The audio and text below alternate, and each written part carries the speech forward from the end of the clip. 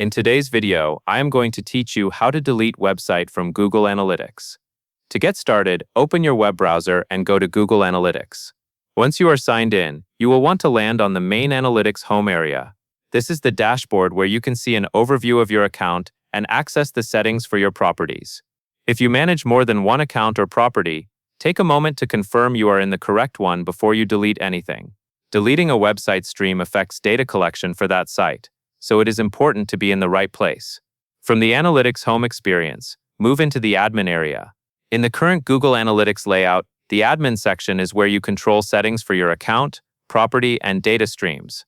When you open admin, look for the section related to data collection, usually labeled as data streams. Select the option that takes you to the table or list of streams. This is the area where Google Analytics shows each stream connected to your property, such as a web stream for a website. Next, in the Data Streams list, click the specific web stream you want to remove. This should open the Stream Details page. On this page, you can typically see information like the website URL and stream settings. Again, pause here and confirm the stream you opened matches the website you intend to delete. This quick check helps prevent removing the wrong stream, especially if you have multiple sites or subdomains tracked in the same property. Once you have confirmed you are viewing the correct stream, find the option labeled Delete Stream. Click Delete Stream to begin the removal process. Google Analytics may display a confirmation prompt since deleting a stream is a significant change. Follow the on-screen confirmation to complete the deletion.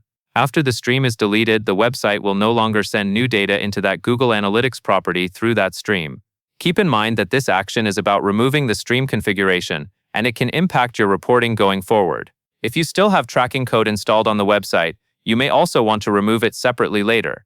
But the key action here is deleting the stream inside Google Analytics, and that is all there is to it.